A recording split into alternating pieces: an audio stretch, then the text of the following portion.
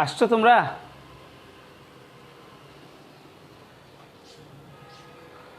দেখো লেখা বোঝা যায় কিনা, ছবি বোঝা যায় কিনা দেখো, কমেন্টস করে জানাও।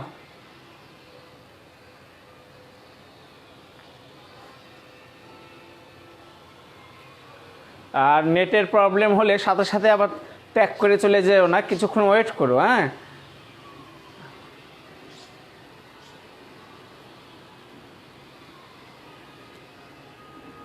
দেখো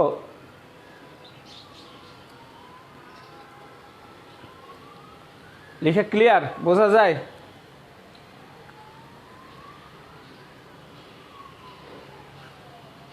দেখি মোবাইলটা দেখি।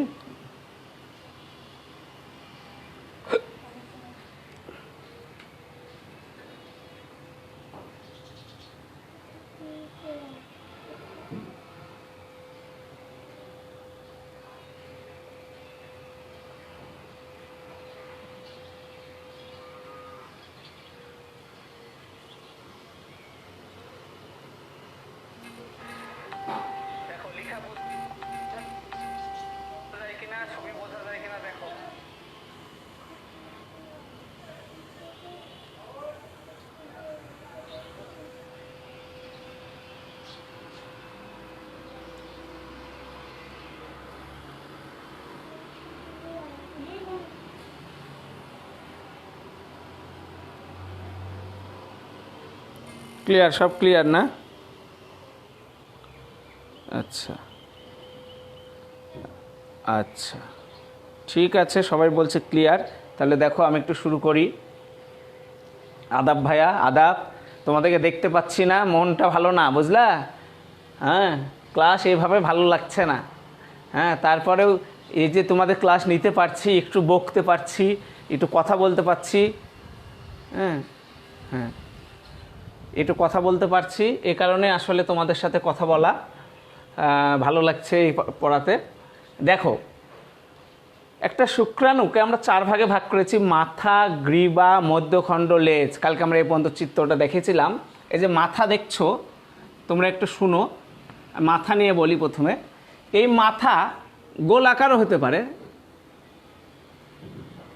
তাহলে দেখো, মাথার আকৃতি নির্ভর করবে নিউক্লিয়াসের আকৃতির উপর। নিউক্লিয়াসের আকৃতির উপর। তাহলে শুক্রাণুর মাথার আকৃতি নির্ভর করবে নিউক্লিয়াসের আকৃতির উপর। ওকে, এটা নিউক্লিয়াস, এটা নিউক্লিয়াস। যে দেখা করাই তুই, যে এটা দিদির হাতে দিয়ে যা। এটা নিউক্লিয়াস। এখানে নিউক্লিয়াসের ক্রোমোজোম সংখ্যা n, নিউক্লিয়াসের ক্রোমোজোম সংখ্যা n। ওকে, আমরা জানি যে শুক্রাণু হ্যাপ্লয়েড কোষ সংখ্যা n। আর আমাদের যদি মানুষের শুক্রাণু হয়ে থাকে তাহলে n এর মান 23, এটা আমরা জানি। এই মাথার উপরে যে টুপি দেখতে পাচ্ছ, একটা টুপি, এই টুপিটার নাম অ্যাক্রোসোম। টুপিটার নাম অ্যাক্রোসোম। তাহলে মাথার উপরে টুপি দেখতে পাচ্ছ, টুপিটার নাম অ্যাক্রোসোম। আর তোমরা জানো এই অ্যাক্রোসোম তৈরি হয়েছে গোলজি বডি থেকে। অ্যাক্রোসোম তৈরি হয়েছে গোলজি বডি। কত ইম্পর্টেন্ট প্রশ্ন, অ্যাডমিশন টেস্টে যে বুঝবা। ঠিক আছে, একটা শুক্রাণু, মনে করো একটা শুক্রাণু একটা ডিম্বাণুর ভিতরে প্রবেশ করবে। ডিম্বাণুর ভিতরে প্রবেশ করবে, তো ডিম্বাণুর প্রাচীরকে না গলালে কি ডিম্বাণুর ভিতরে প্রবেশ করতে পারবে? ডিম্বাণুর প্রাচীরকে গলাতে হবে। ডিম্বাণুর প্রাচীরকে গলিয়ে তো সে ডিম্বাণুর ভিতরে প্রবেশ করবে। ডিম্বাণুর প্রাচীরকে গলানোর জন্য অ্যাক্রোসোমের মধ্যে স্পাম লাইসিন, প্রোটিওলাইটিক,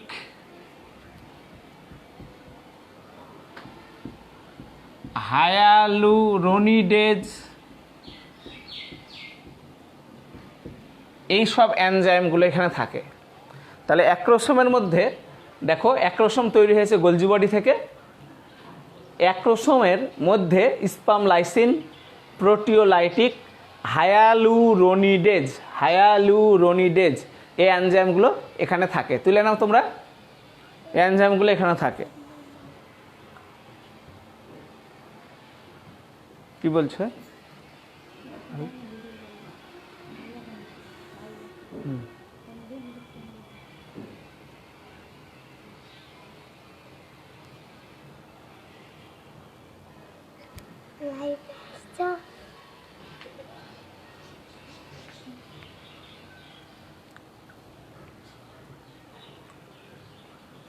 তোলা হয়েছে তোমাদের? দেখো মাথার পরে এবার দেখো গ্রীবা, এই যে গ্রীবা,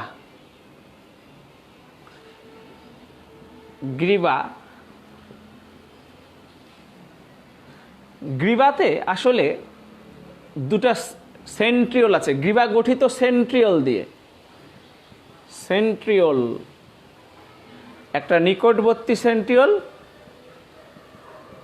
নিকটবর্তী সেন্ট্রিওল,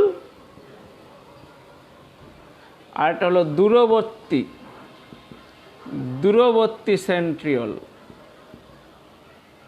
তাহলে গ্রীবাতে দুটা সেন্ট্রিওল আছে, একটা নিকটবর্তী সেন্ট্রিওল, একটা দূরবর্তী সেন্ট্রিওল। নিকটবর্তী বলতে কার নিকটবর্তী?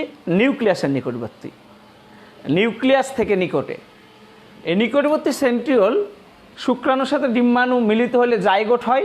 এই নিকটবর্তী সেন্ট্রিওল জাইগোট গঠনে সাহায্য করে, জাইগোট গঠনে। কেন? দেখো তোমরা জানো জাইগোট গঠনের পরে কিন্তু ক্লিভেজ হয়। এরা জাইগোট গঠনে ক্লিভেজে অংশগ্রহণ করে, মানে ফার্স্ট বিভাজন, প্রথম বিভাজনে অংশগ্রহণ করে কে? সেন্ট্রিওল, নিকটবর্তী সেন্ট্রিওল। তাই বইয়ে বলা হচ্ছে যে সেন্ট্রিওল জাইগোট গঠনে সাহায্য করে। আসলে জাইগোট গঠিত হলেই কিন্তু ক্লিভেজ শুরু হবে। ক্লিভেজ মানে কি? মাইটোসিস বিভাজন। আমাদের ক্লিভেজ মানে কি? আমাদের ক্লিভেজ মানে কি? মাইটোসিস বিভাজন। তাহলে সেন্ট্রিওলের কাজ হলো যে, নিকটবর্তী সেন্ট্রিওলের কাজ হলো প্রথম বিভাজনে সাহায্য করা, মানে প্রথম ক্লিভেজে সাহায্য করা, অর্থাৎ জাইগোট গঠনে সাহায্য করা বইয়ে বলছে। আর দূরবর্তী সেন্ট্রিওল শুক্রাণুর লেজ গঠন করে। তাহলে এই যে শুক্রাণুর লেজ, এটা আসলে গঠিত হয়েছে কোথা থেকে? দূরবর্তী সেন্ট্রিওল থেকে। তুলে নাও। নিকটবর্তী সেন্ট্রিওল জাইগোট গঠনে বা জাইগোটে যে প্রথম ক্লিভেজ হয় সেই ক্লিভেজে অংশগ্রহণ করে, আর দূরবর্তী সেন্ট্রিওল শুক্রাণুর লেজ গঠনে সাহায্য করে।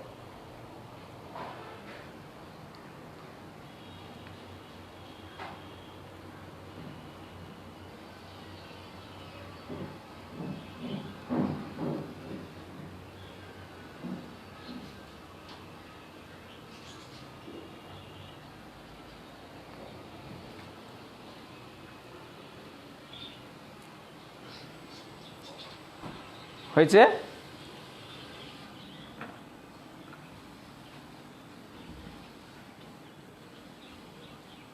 দেখো এই মধ্যখণ্ডে লাল দিয়ে যেগুলো দেখানো হচ্ছে তোমাদেরকে, মধ্যখণ্ডে এগুলো হলো মাইটোকন্ড্রিয়া।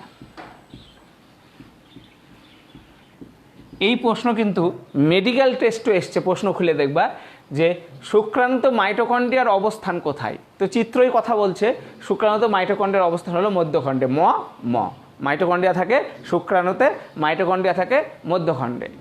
একটা শুক্রাণু, জীবন্ত শুক্রাণু চলতে পারে, আর চলার জন্য যে শক্তি লাগে সেটা আসে মাইটোকন্ড্রিয়া থেকে। তাহলে মধ্যখণ্ডে বিদ্যমান মাইটোকন্ড্রিয়া শুক্রাণুর চলনের শক্তি যোগায়।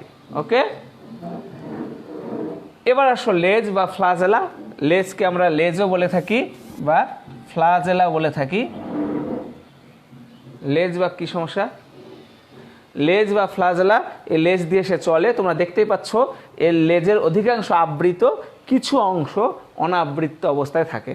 তাই লেজের অধিকাংশ আবৃত, কিছু অংশ অনাবৃত অবস্থায় থাকে। একটা জীবন্ত শুক্রাণু লেজ দিয়ে সেকেন্ডে কি 1 থেকে 4 মিলিমিটার পথ অতিক্রম করতে পারে।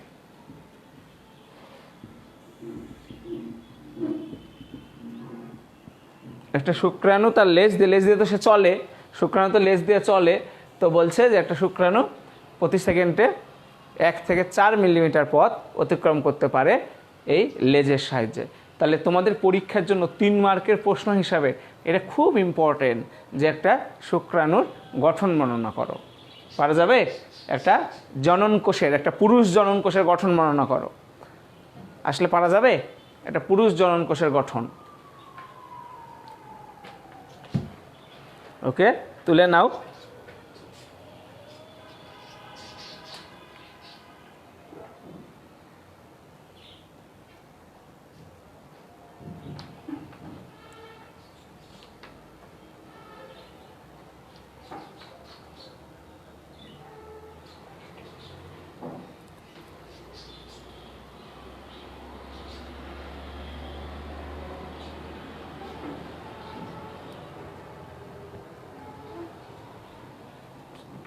দেখো, তাহলে একটা পুরুষ জননকোষের গঠন আমরা পড়লাম, এবার একটা স্ত্রী জননকোষ অর্থাৎ একটা ডিম্বাণুর গঠন আমরা পড়ব।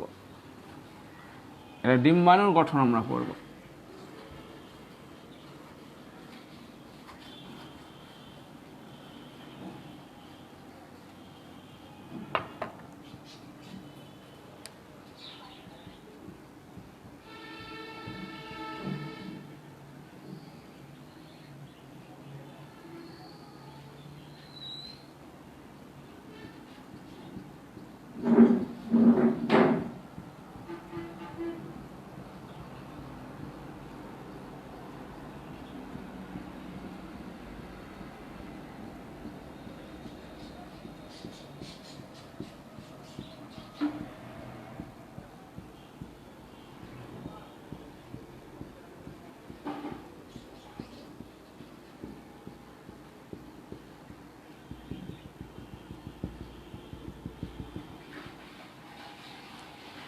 আঁকো, কোনটা কি আমি বলছি।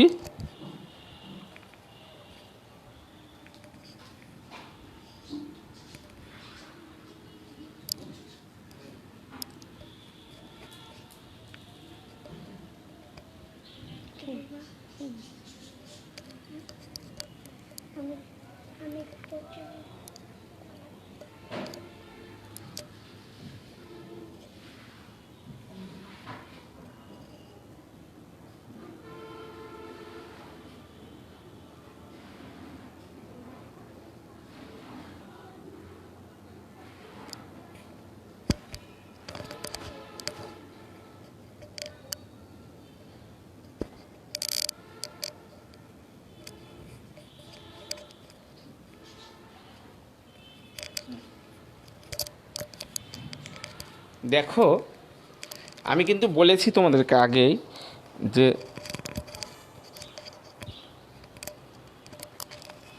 শুক্রাণু বলো বা ডিম্বাণু বলো, দুটোই কিন্তু কোষ, তাই না? জনন কোষ। তাহলে যদি কোষ হয় সেখানে নিউক্লিয়াস আছে, প্লাজমা মেমব্রেন আছে, সবই আছে, তাই না? ডিম্বাণু আর শুক্রাণুর মধ্যে ডিম্বাণু আকারে বড়। তোমাদের বইয়ে সম্ভবত 140 মাইক্রোমিটার বলছে, ঠিক আছে? তো একটা ডিম্বাণু যদি কোষ হয়ে থাকে তাহলে সেখানে আবরণ আছে। তাহলে 1 নম্বর আবরণ। তোমরা এখানে কয়টা আবরণ দেখতে পাচ্ছ? দেখো, সব থেকে ভেতরে যে আবরণটা দেখতে পাচ্ছ তার নাম প্লাজমা মেমব্রেন। তাহলে আবরণের মধ্যে ক নম্বর? Plasma membrane. বলো তো ভাই, একটা কোষের প্লাজমা মেমব্রেন কি দিয়ে গঠিত? লিপোপ্রোটিন, লিপিড আর প্রোটিন। এটাও যেহেতু একটা কোষ, এরও প্লাজমা মেমব্রেন লিপিড আর প্রোটিন দিয়েই গঠিত, সোজা কথা। তাহলে প্লাজমা মেমব্রেন লিপোপ্রোটিন দিয়ে গঠিত। এরপর এই যে এই পাতলাটা হলো প্লাজমা মেমব্রেন 1 নম্বর। এবার 2 নম্বর এই জায়গাটা, একে বলছে জোনা পেলুসিডা। জোনা পেলুসিডা। বলো তো ভাই, এটা কার ডিম বা কার ডিম্বাণু? এটা আমাদের মানুষের ডিম্বাণু। তাহলে মানুষের ডিম্বাণুতে সবচেয়ে ভিতরের যে আবরণ সেটা দেখছো প্লাজমা মেমব্রেন। প্লাজমা মেমব্রেনের পরে যে আবরণটা, মানে 2 নম্বর আবরণ, প্লাজমা মেমব্রেনের পরে যে আবরণটা তার নাম জোনা পেলুসিডা। মানুষের ডিম্বাণুতে যেটা জোনা পেলুসিডা, পাখির ক্ষেত্রে সেই আবরণের নামই ভাইটেলিন ঝিল্লি। ভাইটেলিন বা ভাইটালিন, ভাইটেলিন ঝিল্লি, ভাইটেলিন ঝিল্লি। আবার মানুষের ক্ষেত্রে যে স্তরটার নাম জোনা পেলুসিডা, বলছি পাখির ক্ষেত্রে, পাখির ডিম্বাণুর ক্ষেত্রে সেই স্তরটার নাম ভাইটেলিন ঝিল্লি। আবার মাছের ক্ষেত্রে বা কোনো কোনো পতঙ্গতেও দেখা যায়, মাছের ক্ষেত্রে এই ঝিল্লিটার নাম কোরিয়ন। তোমরা ঘাস ফড়িংয়ে পড়েছো দেখবা কোরিয়ন, ডিম্বাণুতে কোরিয়ন নামক পর্দা থাকে, মাছেও থাকে। ঠিক আছে, তাহলে দেখো যে পাখির ক্ষেত্রে, তাহলে মানুষের ক্ষেত্রে ডিম্বাণুর যে স্তরটার নাম জোনা পেলুসিডা, পাখির ক্ষেত্রে ডিম্বাণুর সেই স্তরটার নাম ভাইটেলিন ঝিল্লি, ভাইটেলিন ঝিল্লি। আবার মাছে ও পতঙ্গতে সেই স্তরটার নাম কোরিয়ন। ঠিক আছে, হয়েছে। এরপরে 3 নম্বর যে স্তরটা দেখতে পাচ্ছ, 3 নম্বর স্তরটার নাম করোনা, করোনা ভাইরাস, হয়েছে করোনা রেডিয়েটা। সোজা কথা, করোনা দিয়ে মনে রাখো, করোনার সময়কাল চলছে, নামটা খুবই ভালো, করোনা রেডিয়েটা। ঠিক আছে, এই করোনা রেডিয়েটার সাথে গোল গোল যেগুলো লেগে আছে সেগুলোকে, এই গোল গোল যারা লেগে আছে তারা ফলিকল কোষ, ফলিকল কোষ। তোমরা মনে রাখবা ডিম্বাণু উৎপন্ন হয় ডিম্বাশয়ে, খুব ইম্পর্টেন্ট কথা, ডিম্বাণু উৎপন্ন হয় ডিম্বাশয়ে, কিন্তু ডিম্বাশয় উৎপন্ন হওয়ার পর সে ডিম্বাশয় থেকে বেরিয়ে ফেলোপিয়ান নালীতে আসে। ফেলোপিয়ান নালীতে আসে নিষেক ঘটানোর জন্য, শুক্রাণুর সাথে মিলিত হওয়ার জন্য। ধরে নাও যদি এটা ডিম্বাশয় হয়, এখানে ডিম্বাণুরা উৎপন্ন হয়ে এই নালী দিয়ে এই ফেলোপিয়ান নালীতে চলে আসে। ফেলোপিয়ান নালীর এই জায়গাতে নিষেক সংগঠিত হয় এই ডিম্বাণু থেকে ফেলোপিয়ান নালীতে। তো ডিম্বাণু থেকে যখন ফেলোপিয়ান নালীতে আসে তখন ডিম্বাণুর গায়ের সাথে যে ফলিকল কোষগুলো লেগে থাকে সে খসে খসে ডিম্বাণুর গা থেকে পড়ে যায়। ঠিক আছে, এই যে ফলিকল কোষ। তাহলে ডিম্বাণুর করোনা রেডিয়েটা, এটা আমাদের স্তন্যপায়ীদের ডিম্বাণুর ক্ষেত্রে বলছি। স্তন্যপায়ীদের ডিম্বাণুর যে 3 নম্বর আবরণ তার নাম করোনা রেডিয়েটার। করোনা রেডিয়েটার সাথে যে কোষগুলো লেগে আছে তার নাম ফলিকল কোষ। ডিম্বাণু যখন ফেলোপিয়ান নালীতে আসে তখন এই ফেলোপিয়ান কোষগুলো, তোমার ফলিকল কোষগুলো খসে খসে পড়ে যায়। ওকে, তুলে নাও। করোনা। বাবা এখানে আসো, এখানে কি হয়েছে? করোনা। আমার মেয়েও হাসছে করোনা শুনে। বসো ভাইয়া, বাবা বসো।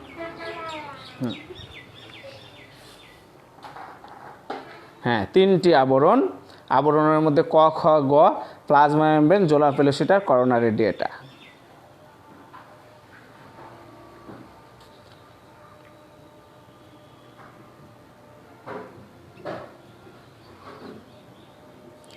অন্তর বলছে আমরা ভালো নাই। হ্যাঁ, এই করোনাতে কে ভালো থাকবে বলো? বাইরে যেতে পারছে না, কথা বলতে পারছে না, ভাইয়ার গালি খেতে পারছে না, ভাইয়া কাউকে বকছে না, না বকতে পারলে ভাইয়ার ভালো লাগছে না।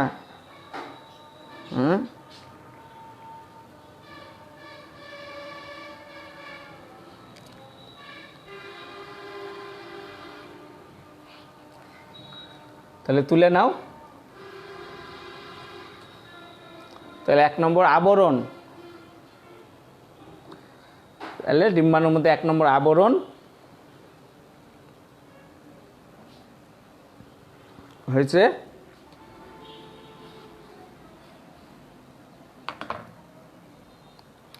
দুই নম্বর নিউক্লিয়াস। নিউক্লিয়াস, 2 নম্বর নিউক্লিয়াস।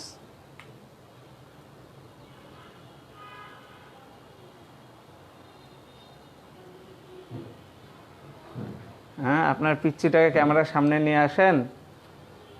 আমার পিচ্চি ক্যামেরার সামনে এসে কি করবে রে?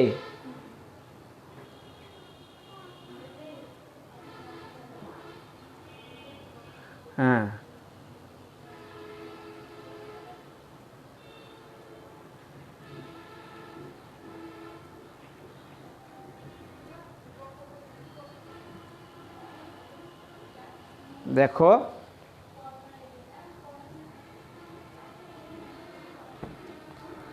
নিউক্লিয়াস, এই যে নিউক্লিয়াস, এই যে নিউক্লিয়াস। তোমরা জানো এই নিউক্লিয়াসে ক্রোমোজোম সংখ্যা এন, আর যদি এটা আমাদের ডিম্বাণু হয়ে থাকে মানুষের, তাহলে এই এন এর মান 23। এই তো, এবার এটা কি, এই জায়গাটা হলো সাইটোপ্লাজম। তো তোমাদেরকে একটা কথা বলেছিলাম আমি মনে রাখার জন্য, তোমাদের মনে আছে কিনা আমি জানি না, যে দেখো এরকম বলেছিলাম যে নিউরনের সাইটোপ্লাজম, নিউরোপ্লাজম, নিউরনের সাইটোপ্লাজম নিউরোপ্লাজম, পেশি কোষের সাইটোপ্লাজম সার্কোপ্লাজম, সার্কোপ্লাজম পেশি কোষ, আর ডিম্বাণু সাইটোপ্লাজম ওপ্লাজম। তিনটা কথা একসাথে মনে রাখার চেষ্টা করো। তাহলে নিউরনের সাইটোপ্লাজম নিউরোপ্লাজম, সার্কো মানে পেশি, সার্কো মানে পেশি, ঠিক আছে, পেশি কোষের সাইটোপ্লাজম সার্কোপ্লাজম, আর ডিম্বাণু সাইটোপ্লাজম, ডিম্বাণু সাইটোপ্লাজম হলো উপ্লাজম, ঠিক আছে, ডিম্বাণু সাইটোপ্লাজম উপ্লাজম। তাহলে এই যে ডিম্বাণু সাইটোপ্লাজম, এটা হলো উপ্লাজম। আরে তাছাড়া আই দেখি, ক্যামেরাতে দেখতে পাবে তোমাকে, হ্যাঁ দেখতে পাবে তোমাকে। ক্লাস করছো তুমি? ক্লাস করছো, মুখে হাত দিও না, ক্লাস করছো না? হ্যাঁ বলে দাও, হাই বলে দাও দাদাদেরকে দিদিদেরকে। হ্যাঁ ঠিক আছে, যাও।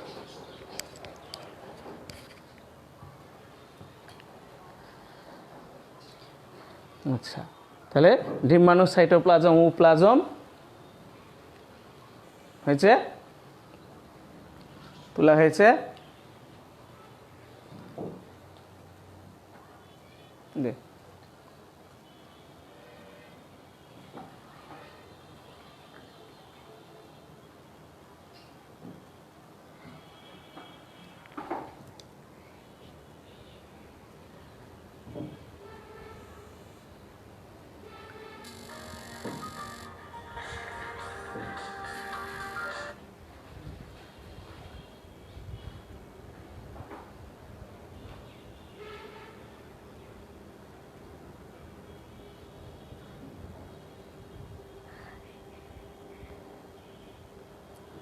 দেখো তোমাদেরকে একটা জিনিস দেখাই,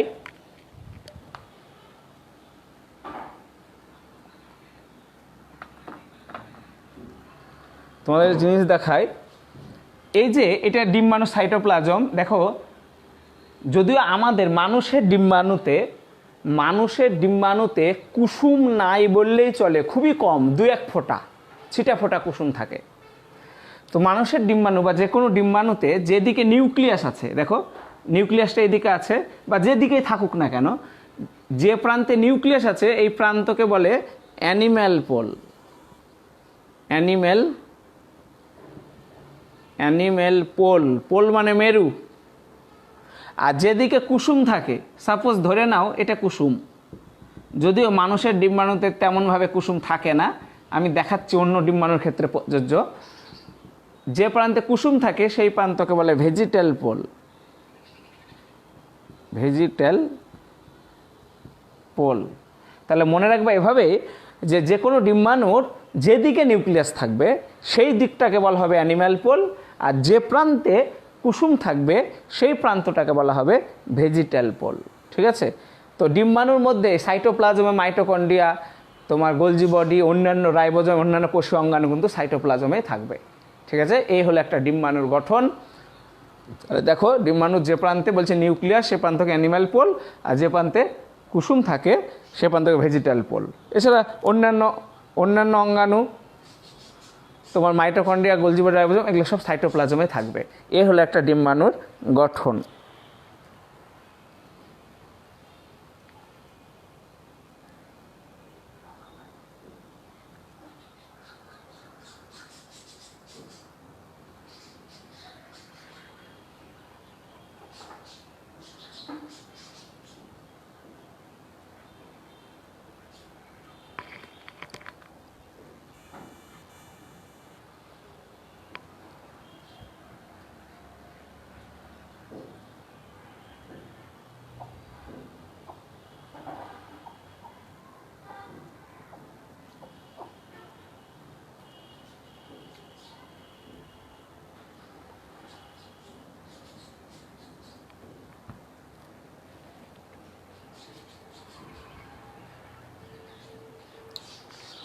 হয়েছে তোমাদের? তুলা হলে আমাকে জানাও, আমি তাহলে অন্য টপিকসে যাই। তুলা হলে একটু নক করো, আমাকে একটু বলো, জানাও একটু কমেন্টস করে তুলা হয়ে থাকলে।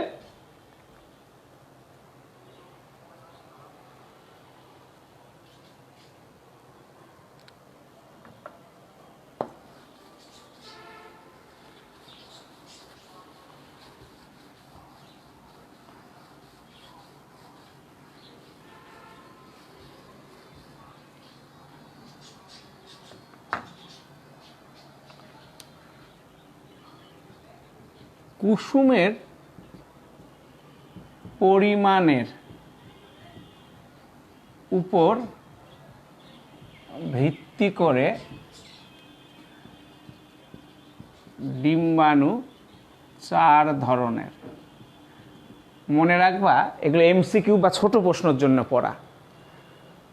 ডিম্বাণুর কুসুমের পরিমাণের উপর ভিত্তি করে ডিম্বাণু 4 ধরনের। একটা হলো অ্যালেসিথাল। অ্যালেসিথাল, এ মানে নাই, তাহলে অ্যালেসিথাল মানে কুসুম নাই বললেই চলে, মানে একদম ছিটে ফোঁটা, 2-1 ফোঁটা। যেমন উদাহরণ, মানুষ, এবং অন্য ইউথেরিয়ান স্তন্যপায়ীতে। আমরাও তো স্তন্যপায়ী, কিন্তু আমরা তো ইউথেরিয়ান না, তাই না? আমরা তো স্তন্যপায়ী, কিন্তু তোমরা কি ম্যামাল। তো মানুষ সহ অন্য ইউথেরিয়ান স্তন্যপায়ীতে দেখা যায়। ঠিক আছে? 2 নম্বর, মাইক্রোলেসিথাল।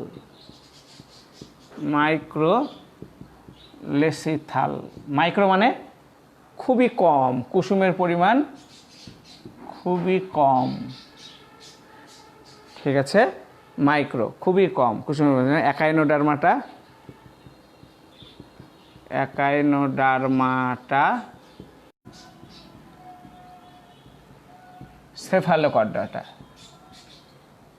সেফালোকর্ডাটা, এদের ডিম্বাণু হলো মাইক্রোলেসিথাল। 3 নম্বর, মেসোলেসিথাল।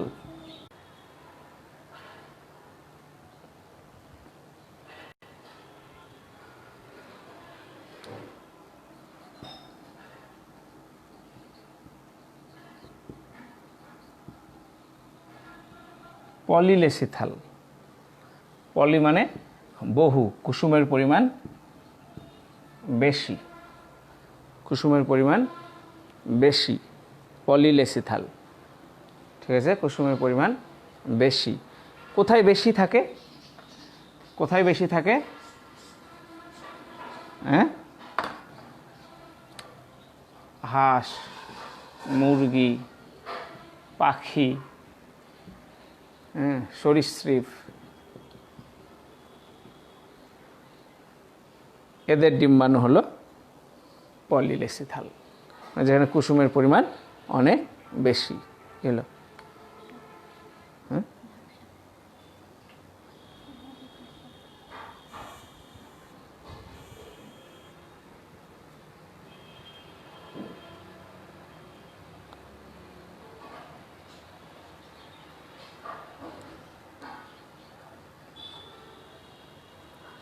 আগে দিয়ে দেখবো নাকি?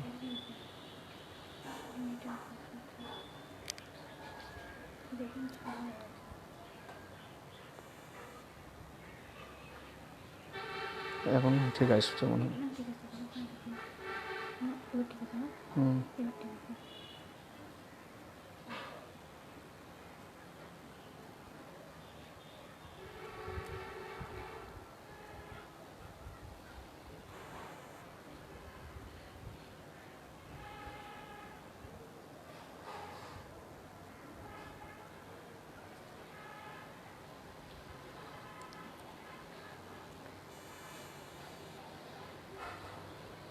হয়েছে? ঠিক হয়েছে, হ্যাঁ।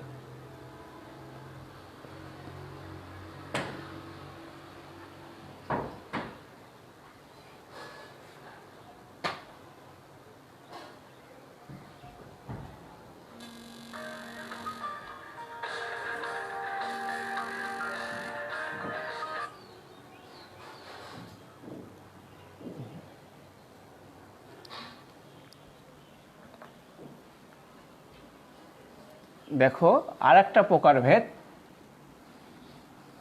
একটা তো আমরা বললাম কুসুমের পরিমাণ,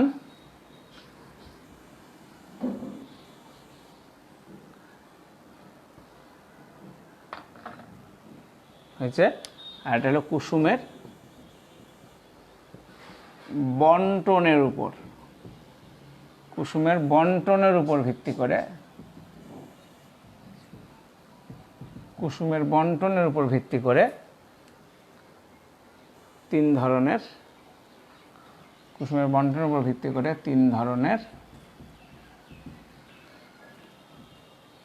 এক নম্বর হোমো বা আইসোলেসিথাল, হোমো বা আইসোলেসিথাল। হোমো মানে সমান, আইসো মানেও সমান, ঠিক আছে? হোমো মানে সমান, আইসো মানেও সমান। মানে মনে করো যে এটা একটা ডিম্বাণু, অল্প একটু কুসুম আছে কিন্তু গোটা ডিম্বাণুর মধ্যে ছড়িয়ে আছে কুসুমটা, যেমন মানুষের ডিম্বাণু। আমি একটু আগেই বলেছি যে মানুষের ডিম্বাণু হলো অ্যালেসিথাল, কুসুম নাই বললেই চলে। এখন বলছি যে কুসুম থাকে, নাই বললেই চলে। তো এখানে বলছি হোমোলেসিথাল, যে কুসুম যদি এক ফোঁটাও থাকে তাহলে সেটা সুন্দরভাবে ডিমের মধ্যে ছড়িয়ে থাকে, ঠিক আছে?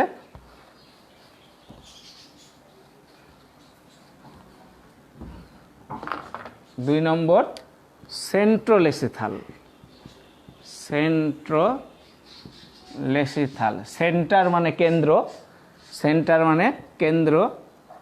এরকম যে মনে করো যে এটা হলো একটা ডিম্বাণু, এটা নিউক্লিয়াস, এটা নিউক্লিয়াস, আর নিউক্লিয়াসের চারিদিকে এইভাবে কেন্দ্রে চারিদিকে কুসুম, কুসুম থেকে বলছি সেন্ট্রোলেসিথাল। এটা কোথায় দেখা যায়? পতঙ্গদের ডিম্বাণু, পতঙ্গদের ডিম্বাণু। তোমরা পড়েছো ঘাসফড়িংয়ের ডিম্বাণু হলো সেন্ট্রোলেসিথাল, পড়েছো তাই না? সে হলো সেন্ট্রোলেসিথাল। আর তিন নম্বর টেলোলেসিথাল, টেলোলেসিথাল। তোমরা জানো টেল মানে লেজ, যে কোনো একটা প্রান্তে কুসুম থাকে। মনে করো এটা নিউক্লিয়াস, যে কোনো একটা প্রান্তে কুসুম, যেমন ওই যে হাঁস, মুরগি, পাখি, হাঁস, মুরগি, পাখি, মাছ, এদের সবার, সরীসৃপ,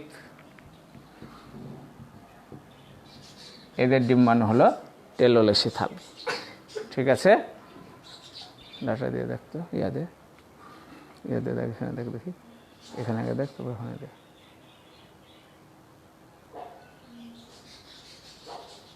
না না, ডাটা বন্ধ করে তাই বলছি। হ্যাঁ,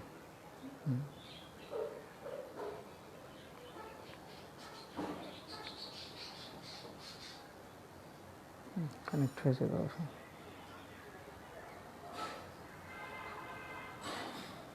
কি হলো?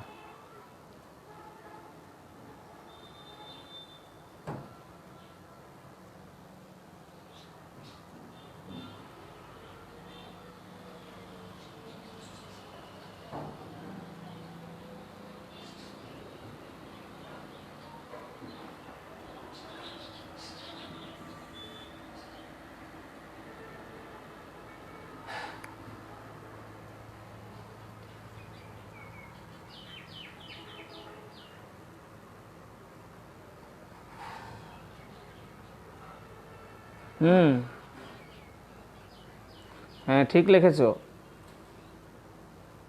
তানজিম মাহবুব ঠিক লিখেছে। Eutherian is the taxonomical name for the main group of living mammals. হ্যাঁ, দিস ট্যাক্সন, যাদের প্ল্যাসেন্টা আছে সেরকম স্তন্যপায়ীদেরকেই আমরা বলছি ইউথেরিয়ান।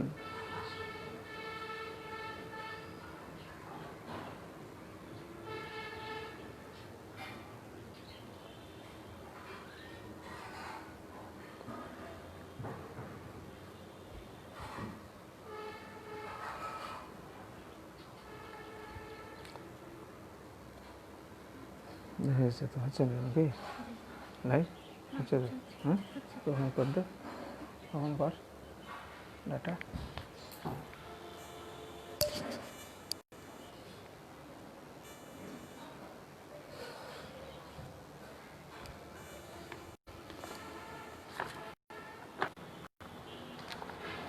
তোলা হ্যাঁ হয়েছে? দেখো আমি তোমাদেরকে আগে বলেছিলাম কিন্তু কালকের ক্লাসে যে অধ্যায়টার নাম আগে ছিল প্রজননতন্ত্র, পরে এটার নাম দিয়েছে মানব জীবনের ধারাবাহিকতা। তো দেখো এখানে প্রজননতন্ত্র, যেহেতু এটা প্রজনন ছাড়া জীবের ধারাবাহিকতা রক্ষা পাবে না, সেহেতু প্রজননতন্ত্র আমরা একটু জানব। প্রজননতন্ত্র বলতে আজকে আমরা পুরুষ প্রজননতন্ত্র নিয়ে একটু কথা বলবো। পুরুষ প্রজননতন্ত্র মনে রাখবা, এই পড়াটা ছোট প্রশ্ন এমসিকিউ এর জন্য, ঠিক আছে? তো পুরুষ প্রজননতন্ত্রের মধ্যে 1 নম্বর শুক্রাশয়। শুক্রাশয় টেস্টিস, এর ওজন 10 থেকে 12 গ্রাম। শুক্রাশয়ের 3টি প্রাচীর, বাইরে টিউনিকা ভ্যাজিনালিস,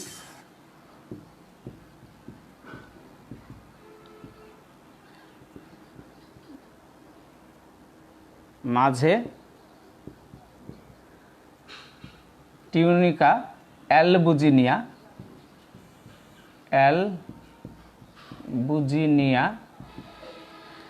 আর একদম ভিতরে টিউনিকা, কেটে দে কে, ভাস্কুলোসা, টিউনিকা ভাস্কুলোসা টেস্টিস। তাহলে বাইরে টিউনিকা ভ্যাজিনালিস, মাঝে টিউনিকা অ্যালবুজিনিয়া, ভিতরে টিউনিকা ভাস্কুলোসা টেস্টিস হয়েছে। এই 3টি প্রাচীর শুক্রাশয়ের তুলে নাও, টিউনিকা ভ্যাজিনালিস, টিউনিকা অ্যালবুজিনিয়া আর টিউনিকা ভাস্কুলোসা টেস্টিস।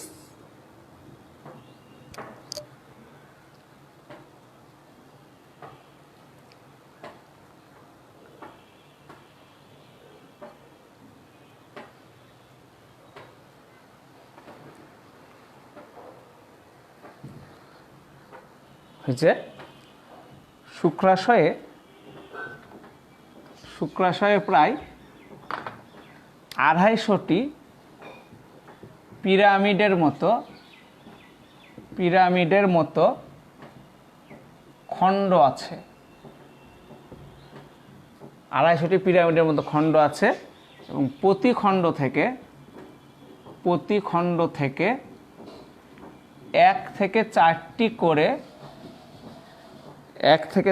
করে নালিকা বের হয়। 1 থেকে 4টি করে নালিকা বের হয়।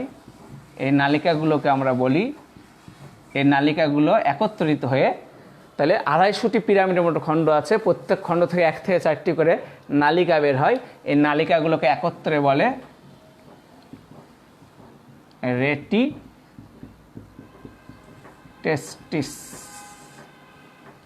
তাহলে আবার বলি, শুক্রাশয়ে 250টি পিরামিডের মতো খণ্ড আছে, প্রতিটা খণ্ড থেকে 1 থেকে 4টি করে নালিকা বের হয়। এই নালিকাগুলো 1 থেকে 4টি করে নালিকা বের হয়। এই নালিকাগুলোর নাম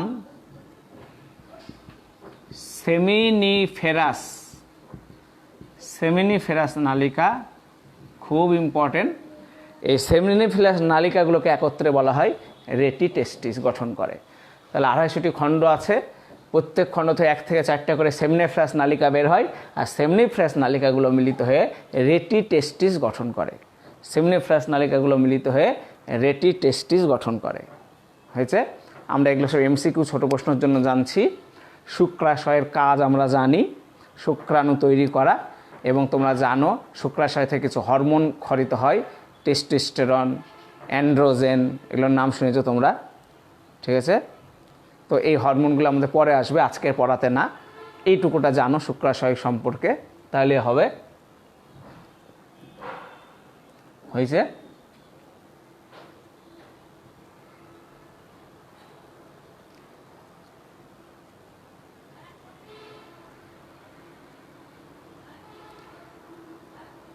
তাহলে বলছি শুক্রাশয় 250টি খণ্ড আছে পিরামিডের মতো, প্রত্যেক খণ্ড থেকে 1 থেকে 4টি করে সেমিনিফেরাস নালিকা বের হয়।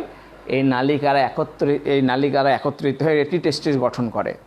আর শুক্রাশয়ের কাজ বলছি শুক্রাণু উৎপন্ন করা এবং হরমোন ক্ষরণ করা। তো হরমোনগুলো নিয়ে পরে কথা হবে। দেখো তাহলে 1 নম্বর শুক্রাশয়, 2 নম্বর এপিডিডাইমিস।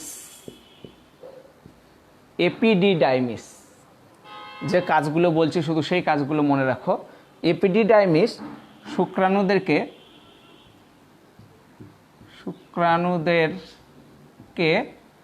শুক্রাণুদেরকে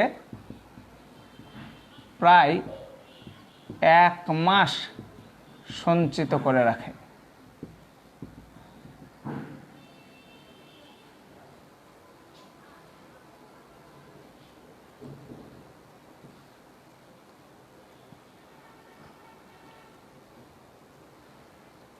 হয়েছে? শুক্রাণুকে জমা করে রাখে, এপিডিডাইমিস। 3 নম্বর ভাস ডিফারেন্স। 3 নম্বর ভাস ডিফারেন্স।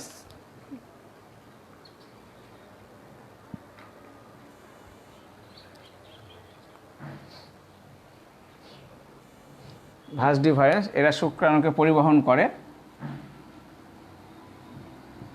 শুক্রাণু পরিবহন করে এবং কিছু সময়ের জন্য শুক্রাণু জমা থাকতে পারে। কিছু সময়ের জন্য শুক্রাণুকে জমা রাখে।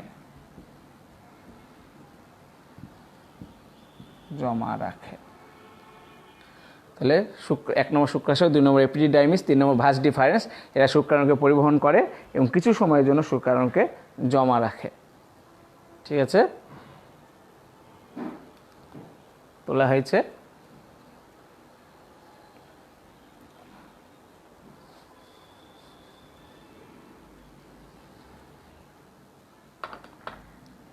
চার নম্বরটা খুব ইম্পর্টেন্ট, মেডিকেল পরীক্ষায় 2 বার আসছে। সেমিনাল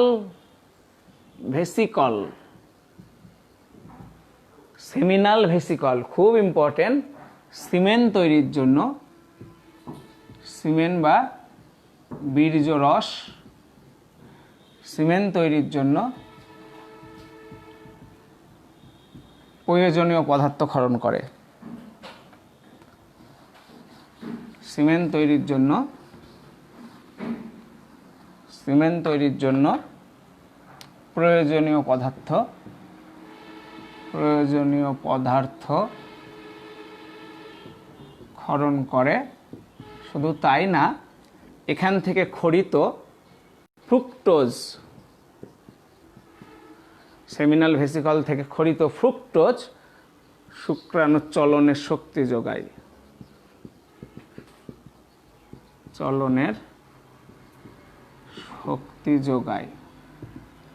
তাহলে সেমিনাল ভেসিকল খুব ইম্পর্টেন্ট, পরীক্ষাতে এসছে। সিমেন্ট তৈরির জন্য প্রয়োজনীয় পদার্থ ক্ষরণ করে এবং এইখান থেকে খরিত সেমিনাল ভেসিকল থেকে খরিত ফ্রুক্টোজ শুক্রাণু চলনের শক্তি যোগায়। ঠিক আছে?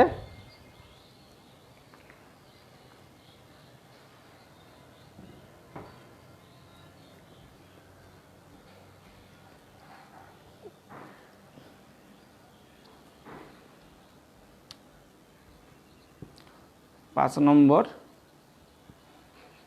ক্ষেপণনালী, যেটাকে আমরা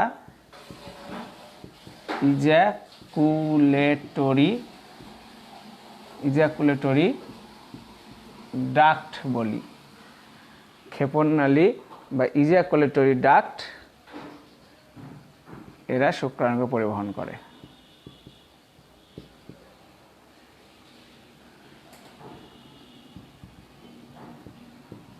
পরিবহন ক্ষরণ করে। তাহলে সেমিনাল ভেসিকলটা খুব ইম্পর্টেন্ট, মনে রাখবা। সিমেন্ট বা বীর্যরস তৈরির জন্য প্রয়োজনীয় পদার্থ ক্ষরণ করে এবং এখান থেকে খরিত ফ্রুক্টোজ শুক্রাণুর চলনের এই প্রশ্নটা এসেছিল। সিমেন্ট তৈরির জন্য প্রয়োজনীয় পদার্থ ক্ষরণ হয় কোথা থেকে? Seminal vesicle. এই প্রশ্নটা মেডিকেল পরীক্ষা আসছিল। এগুলো এটা ইম্পর্টেন্ট এমসিকিউ এর জন্য বলছি। 6 নম্বর,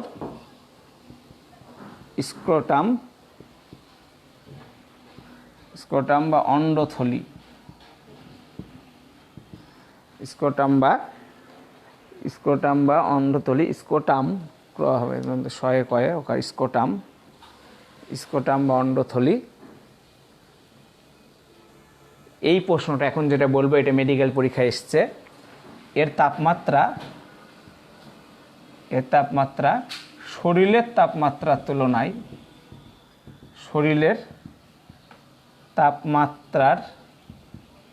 তুলনায় 3 ডিগ্রি কম। এর তাপমাত্রা, এই স্ক্রোটামের বা অন্ডথলির তাপমাত্রা শরীরের তাপমাত্রার তুলনায় 3 ডিগ্রি কম। এই প্রশ্নটা পরীক্ষায় এসছে। ঠিক আছে, এই প্রশ্নটা পরীক্ষায় এসছে। এবং এটা আরেকটা ইম্পর্টেন্ট কথা বলছে যে এটা শুক্রাণু তৈরির জন্য প্রয়োজনীয় তাপমাত্রা, অনুকূল পরিবেশ বজায় রাখে। স্ক্রোটামের কাজ হলো শুক্রাণু তৈরির জন্য অনুকূল তাপমাত্রা বজায় রাখা এবং শুক্রাশয়কে তাপ চাপ আঘাত থেকে রক্ষা করা। শুক্রাশয়কে তাপ চাপ আঘাত থেকে রক্ষা করা হয়েছে।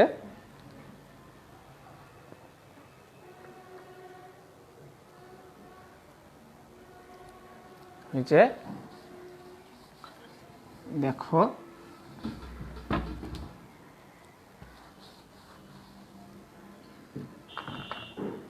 7 নম্বর,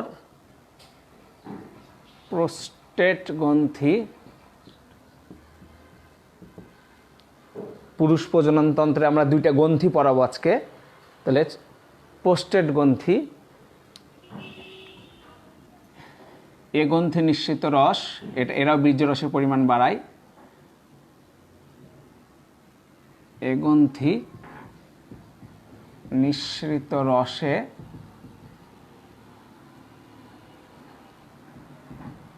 পিএইচ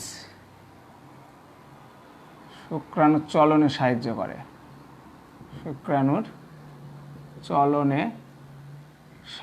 করে। ইউনিভার্সিটিতে আসছে এই প্রশ্নটা। ইউনিভার্সিটিতে আসছে এমসিকিউ। এ গ্রন্থি নিঃসৃত রসের পিএইচ শুক্রাণুর চলনে সাহায্য করে। ঠিক আছে, খুব ইম্পর্টেন্ট কথা। প্রোস্টেট গ্রন্থি।